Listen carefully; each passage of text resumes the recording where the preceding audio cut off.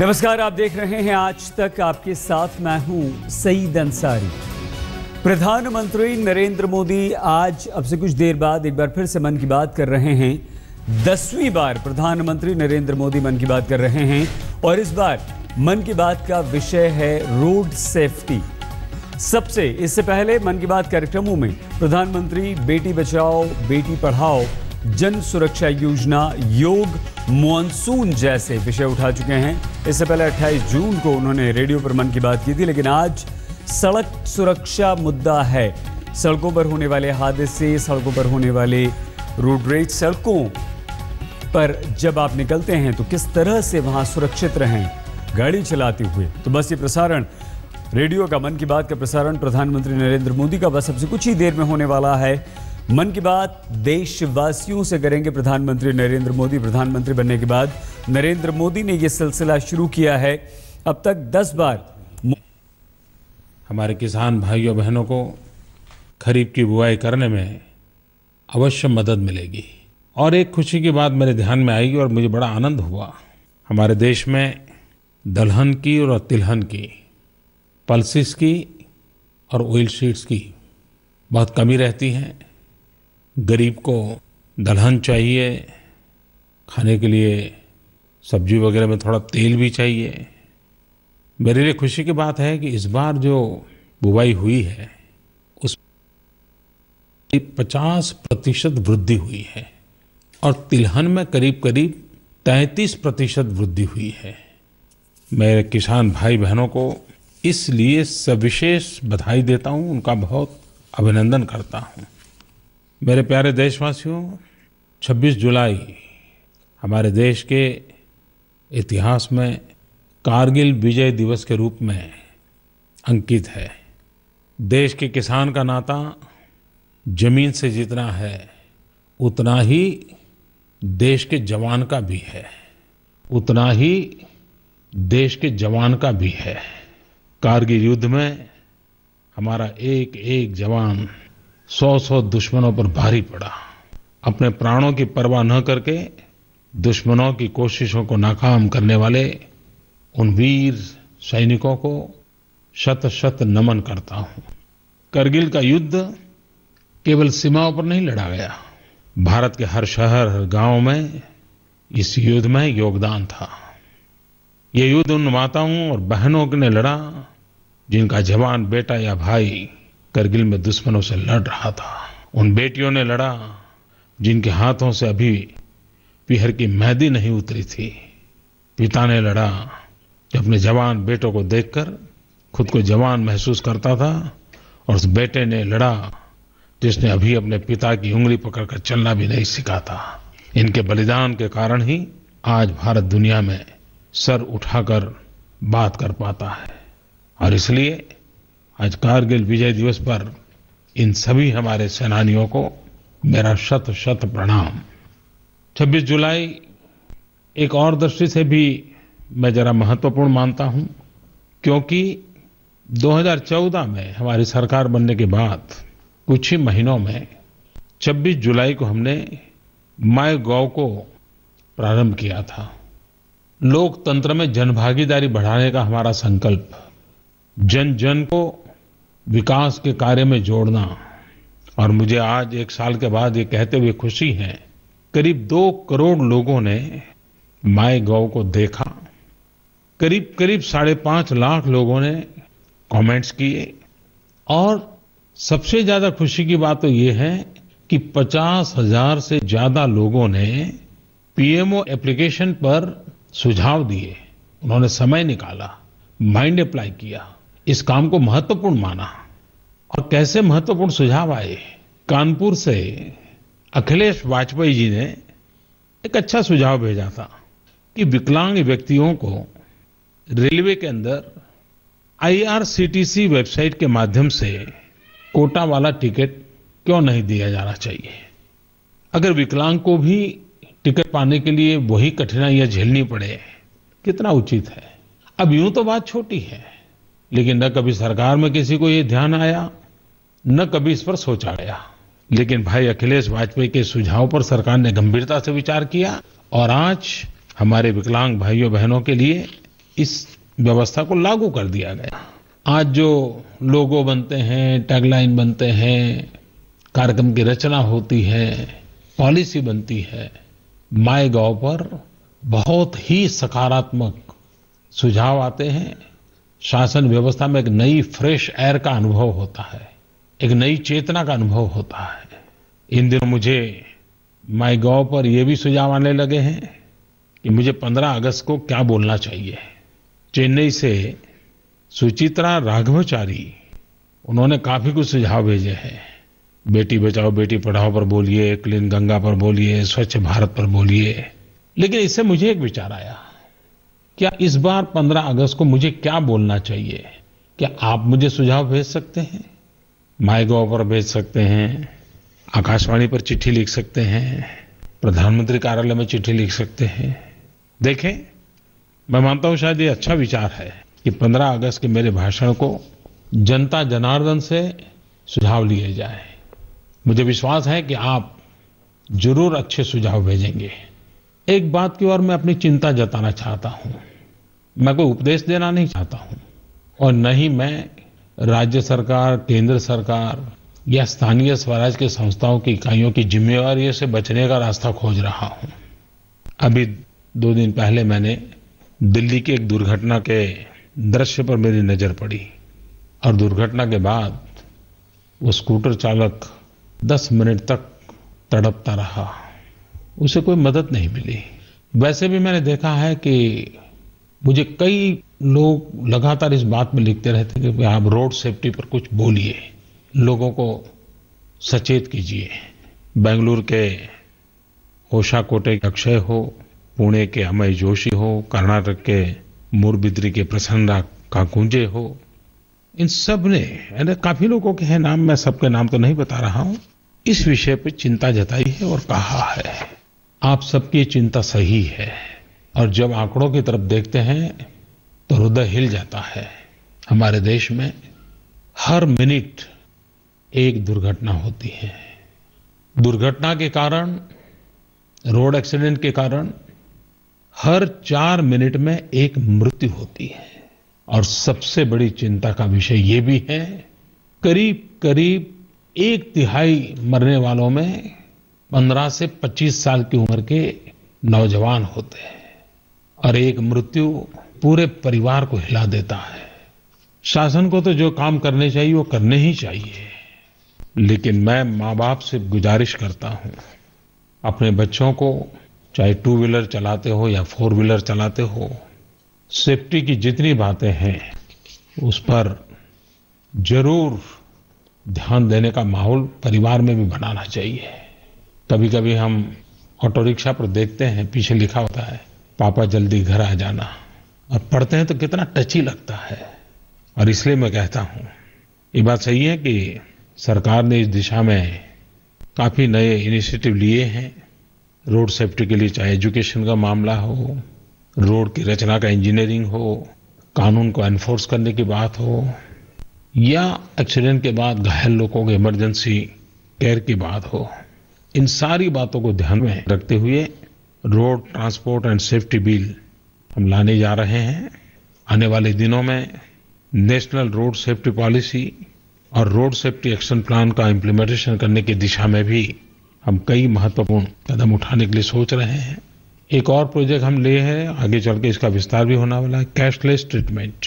गुड़गांव, जयपुर और वडोदरा, वहां से लेकर के मुंबई, रांची, रड़गांव, महुलिया राजमार्गों के लिए हम एक कैशलेस ट्रीटमेंट, और उसका अर्थ है कि पहले 50 घंटे पैसे है कि नहीं, पैसे कौन देगा कौन नहीं देगा, इन सारी चिंता छोड़ करके एक बार रोड एक्सीडेंट में जो घायल है उसको उत्तम से उत्तम सेवा कैसे मिले, सारवार कैसे मिले, उसको हम प्राथमिकता दे रहे हैं। देश भर में हादसों के संबंध में जानकारी देने के लिए टोल फ्री 1033 नंबर, एम्बुलेंस की व्यवस्था, ये सारी बातें। लेकिन ये सारी चीजें एक्सीडेंट के बाद की है। एक्सीडेंट न हो इसके लिए तो हम सब ने सचमुच में, एक एक जान बहुत प्यारी होती है, एक एक जीवन बहुत प्यारा होता है, उस रूप में उसको देखने की आवश्यकता है। कभी कभी मैं कहता हूं, कर्मचारी कर्म योगी बने, पिछले दिनों कुछ घटनाएं मेरे ध्यान में आई, मुझे अच्छा लगा कि मैं आपसे बात करूं। कभी कभार नौकरी करते करते इंसान थक जाता है और कुछ सालों के बाद तो ठीक है, तनख्वाह मिल जाता है, काम कर लेंगे, यही भाव होता है। लेकिन मुझे पिछले दिनों रेलवे के कर्मचारी के विषय में जानकारी मिली। नागपुर डिवीजन में विजय बिस्वाल करके टीटी है।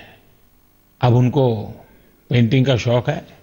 अब वो कहीं पर भी जाके पेंटिंग कर सकते थे, लेकिन उन्होंने रेलवे को ही अपना आराध्य माना और वे रेलवे में नौकरी ही करते हैं और रेलवे के ही संबंधित भिन्न भिन्न दृश्यों का पेंटिंग करते रहते हैं। उनको एक आनंद भी मिलता है और उस काम के अंदर इतनी रुचि बढ़ जाती है। मुझे बड़ा ये उदाहरण देखकर अच्छा लगा कि अपने काम में भी कैसे प्राण तत्व लाया जा सकता है। अपनी रुचि, अपनी कला, अपनी क्षमता को अपने कार्य के साथ कैसे जोड़ा जा सकता है, ये विजय बिस्वाल ने बताया है। हो सकता है अब विजय बिस्वाल की पेंटिंग की चर्चा आने वाले दिनों में जरूर होगी। और भी मेरे ध्यान में एक बात आई। मध्य प्रदेश के हरदा जिले के सरकारी अधिकारियों की पूरी टीम, पूरी टोली ने एक ऐसा काम शुरू किया जो मेरे मन को छू गया और मुझे बहुत पसंद है उनका ये काम। उन्होंने शुरू किया ऑपरेशन मलयुद्ध। अब कोई उसका सुनते उनको लगेगा कुछ और ही बात होगी, लेकिन मूल बात यह है कि उन्होंने स्वच्छ भारत अभियान को एक नया मोड़ दिया है और उन्होंने पूरे जिले में एक अभियान चलाया है, ब्रदर नंबर 1, यानी वो सबसे उत्तम भाई जो अपनी बहन को रक्षाबंधन पर एक टॉयलेट भेंट करे। और उन्होंने बीड़ा उठाया है कि ऐसे सभी भाइयों को प्रेरित करके उनकी बहनों को टॉयलेट देंगे और पूरे जिले में खुले में कहीं माताओं बहनों को शौच न जाना पड़े। ये काम रक्षाबंधन के पर्व पर वो कर रहे हैं। देखिए रक्षाबंधन का अर्थ कैसा बदल गया। मैं हरदा जिले के सरकारी अधिकारियों की पूरी टीम को बहुत बहुत बधाई देता हूं। अभी एक समाचार मेरे कान पे आए थे। कभी कभी मुझे छोटी छोटी चीजें बहुत मेरे मन को आनंद देती है, इसलिए मैं आपसे शेयर कर रहा हूं। छत्तीसगढ़ के राजनांदगांव में केशला करके एक छोटा सा गांव है। उस गांव के लोगों ने पिछले कुछ महीनों से कोशिश करके टॉयलेट बनाने का अभियान चलाया और अब उस गांव में किसी भी व्यक्ति को खुले में शौच नहीं जाना पड़ता है। ये तो उन्होंने किया, लेकिन जब पूरा काम पूरा हुआ तो पूरे गांव ने जैसे कोई बहुत बड़ा उत्सव मनाया जाता है वैसा उत्सव मनाया। गांव ने ये सिद्धि प्राप्त की। केशला गांव समस्त ने मिलकर के एक बहुत बड़ा आनंद उत्सव मनाया। समाज जीवन में मूल्य कैसे बदल रहे हैं, जनमन कैसे बदल रहा है और देश का नागरिक देश को कैसे आगे ले जा रहा है, इसके ये उत्तम उदाहरण मेरे सामने आ रहे हैं। मुझे भावेश डेका गुवाहाटी से लिख रहे हैं नॉर्थ ईस्ट के सवालों के संबंध में। वैसे नॉर्थ ईस्ट के लोग एक्टिव भी बहुत हैं, वो काफी कुछ लिखते रहते हैं, अच्छी बात है। लेकिन मैं आज खुशी से उनको कहना चाहता हूं कि नॉर्थ ईस्ट के लिए एक अलग मिनिस्ट्री बनी हुई है। जब अटल बिहारी वाजपेयी जी प्रधानमंत्री थे तब एक डोनर मिनिस्ट्री बनी थी, development of north east region. हमारी सरकार बनने के बाद हमारे डोनर डिपार्टमेंट में एक बड़ा महत्वपूर्ण निर्णय किया है कि क्या नॉर्थ ईस्ट का भला दिल्ली में बैठ करके हो जाएगा क्या। और सबने मिलकर के तय किया कि भारत सरकार के अधिकारियों की टीम नॉर्थ ईस्ट के उन राज्यों में जाएगी, नागालैंड हो, मणिपुर हो, अरुणाचल हो, त्रिपुरा हो, असम हो, सिक्किम हो, और 7 दिन वहां कैंप करेंगे, जिलों में जाएंगे, गांवों में जाएंगे, वहां के स्थानीय सरकार के अधिकारियों से मिलेंगे, जनप्रतिनिधियों से बातें करेंगे, नागरिकों से बातें करेंगे, समस्याओं को सुनेंगे, समस्याओं का समाधान करने की दिशा में भारत सरकार को जो करना है उसको भी करेंगे। ये प्रयास आने वाले दिनों में बहुत अच्छे परिणाम लाएगा और जो अधिकारी जाकर के आते हैं उनको भी लगता है कितना सुंदर प्रदेश, उतने अच्छे लोग, अब इस इलाके को विकसित करके ही रहना है, उनकी समस्याओं का समाधान करके ही रहना है, इस संकल्प के साथ लौटते हैं। तो दिल्ली आने के बाद भी अब उनको वहां की समस्याओं को समझना भी बहुत सरल हो गया है। तो एक अच्छा प्रयास, दिल्ली से दूर दूर पूरब तक जाने का प्रयास, जो मैं एक्ट ईस्ट पॉलिसी कह रहा हूं ना, यही तो एक्ट है। मेरे प्यारे देशवासियों, हम सब इस बात के लिए गर्व करते हैं कि मार्स मिशन की सफलता का हमें आनंद होता है।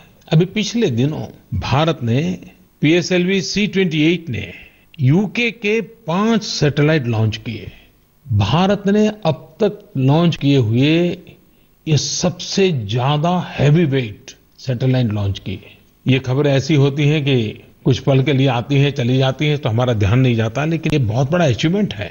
लेकिन कभी कभी ये भी विचार आता है, आज हम युवा पीढ़ी से अगर बात करते हैं और उनको पूछें कि आप आगे क्या बनना चाहते हो, तो 100 में से बड़ी मुश्किल से एक आध कोई स्टूडेंट मिल जाएगा जो ये कहेगा कि मुझे साइंटिस्ट बनना है। साइंस के प्रति रुझान कम होना ये बहुत चिंता का विषय है।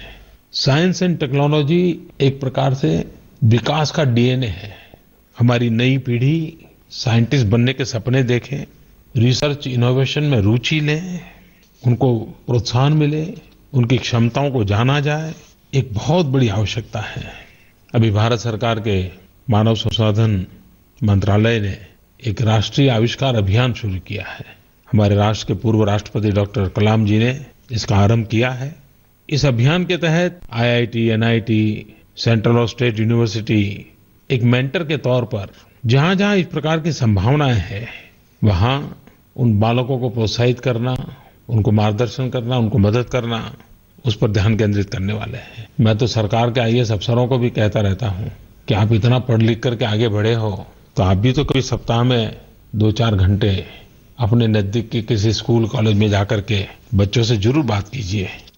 आपका जो अनुभव है, आपकी शक्ति है, वो जरूर इन नई पीढ़ी को काम आएगी। हमने एक बहुत बड़ा बीड़ा उठाया है कि हमारे देश के गांवों को 24 घंटे बिजली मिलनी चाहिए कि नहीं मिलनी चाहिए। काम कठिन है, लेकिन करना है। हमने इसका शुभारंभ कर दिया है और आने वाले वर्षों में हम गांव को 24 घंटे बिजली प्राप्त हो, गांव के बच्चों को भी परीक्षा के दिनों में पढ़ना हो तो बिजली की तकलीफ ना हो, गांव में भी छोटे मोटे उद्योग लगाने हो तो बिजली प्राप्त हो।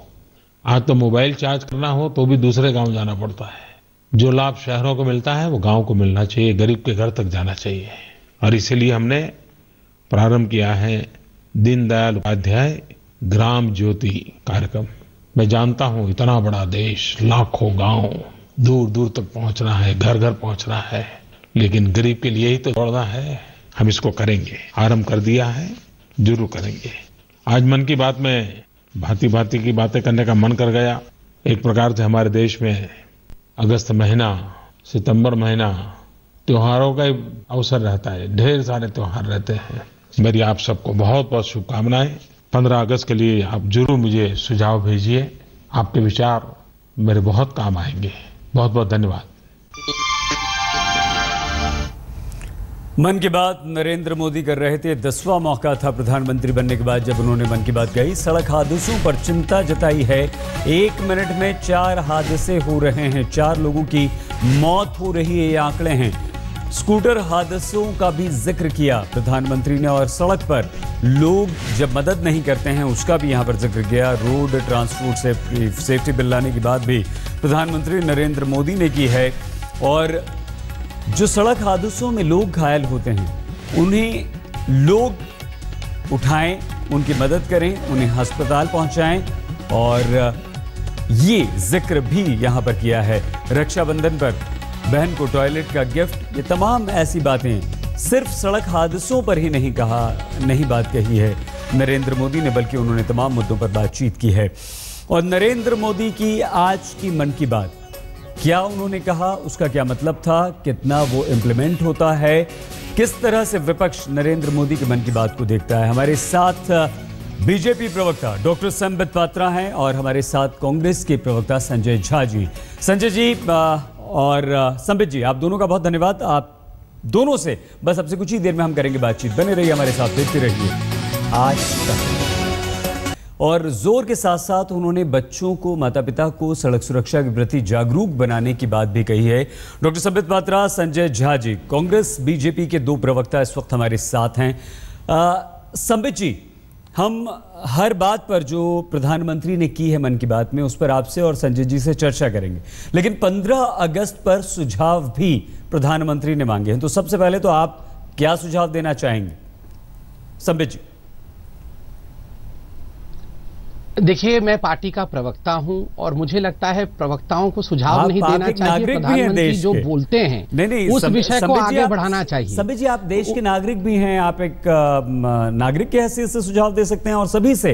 प्रधानमंत्री ने ये नहीं कहा कि पार्टी वर्कर सुझाव नहीं दे सकता है, प्रवक्ता सुझाव नहीं दे सकता, नेता सुझाव नहीं दे सकता। हम तो संजय जी से भी पूछेंगे। संजय जी, आपको भी सुझाव देना है। सभी जी, पहले आप दे दीजिए अपना सुझाव। बिल्कुल बिल्कुल।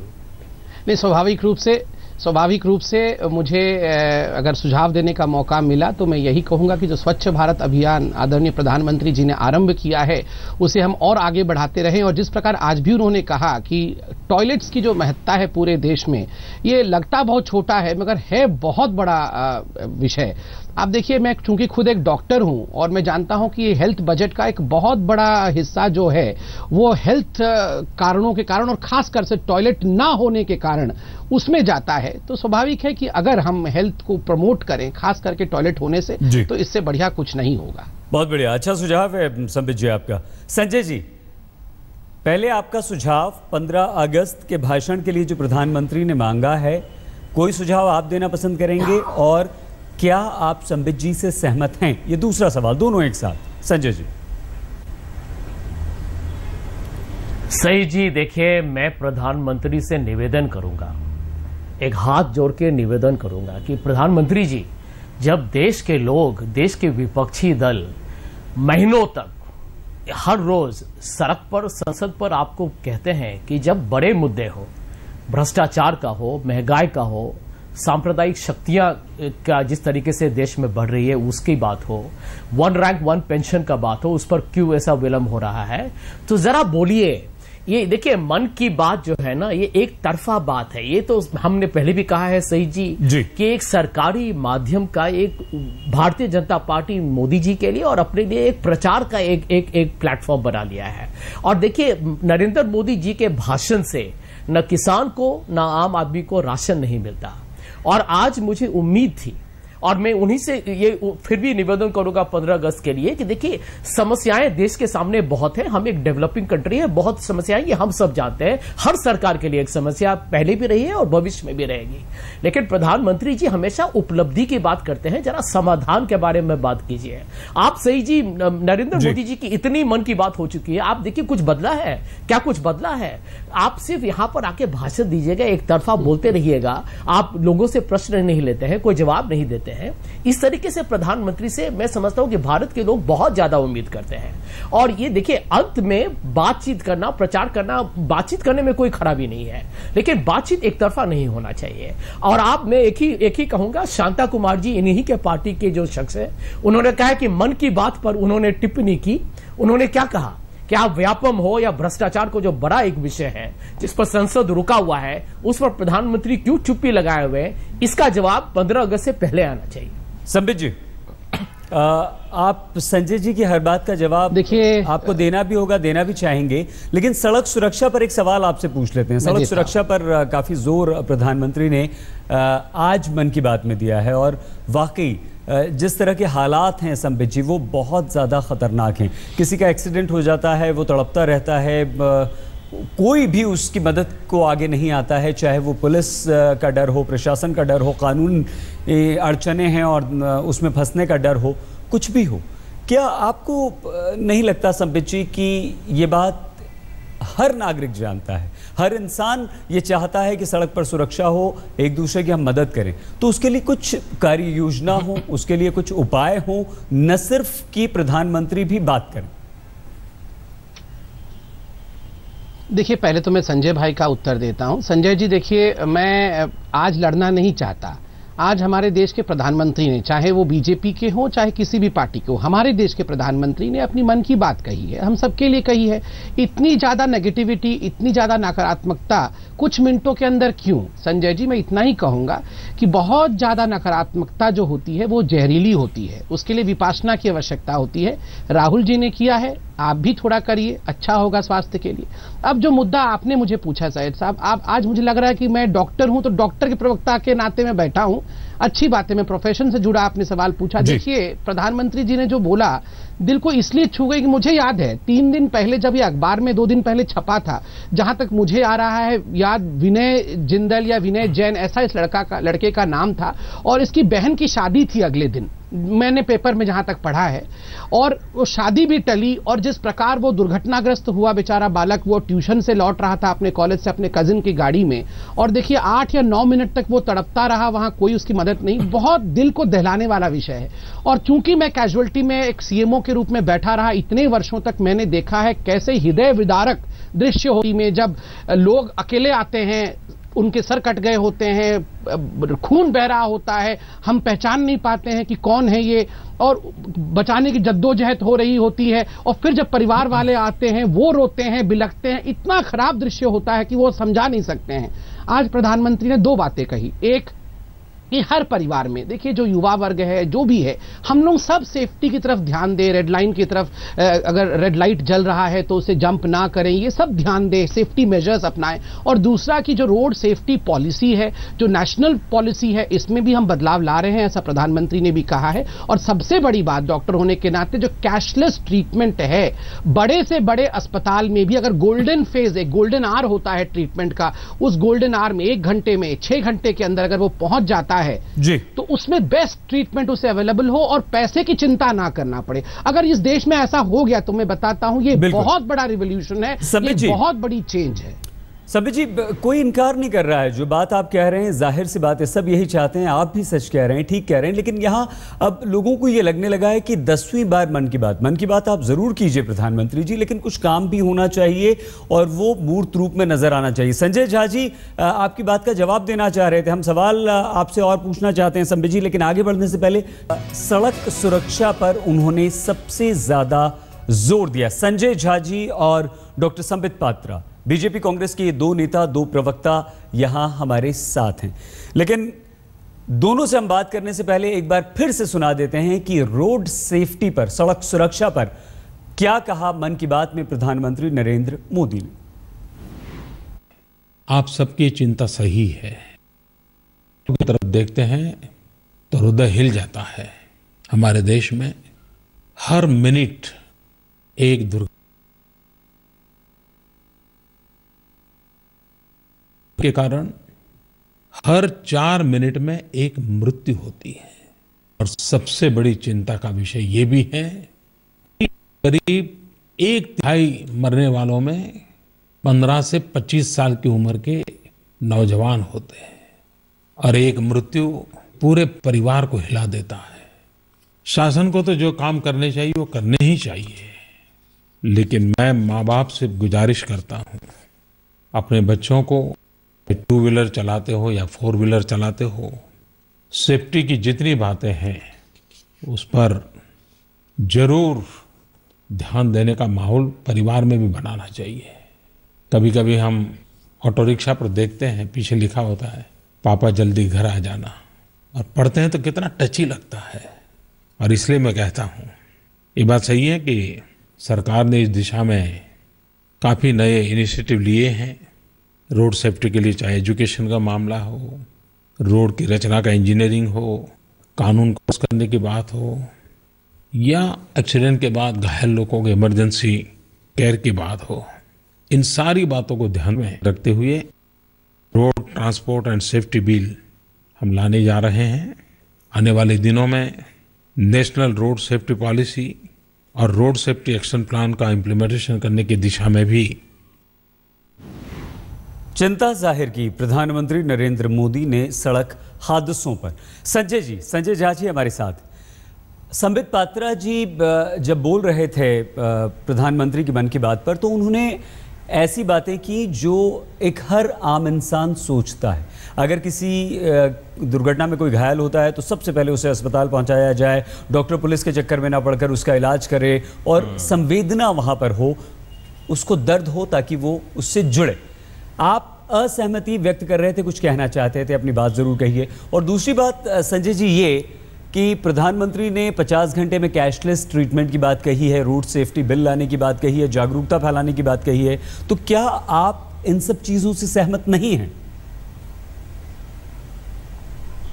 सही जी, देखिए सच्चाई क्या है कि प्रधानमंत्री जी पिछले 18 महीनों में इतना उन्होंने भाषण किया है, लेकिन किया कुछ नहीं है।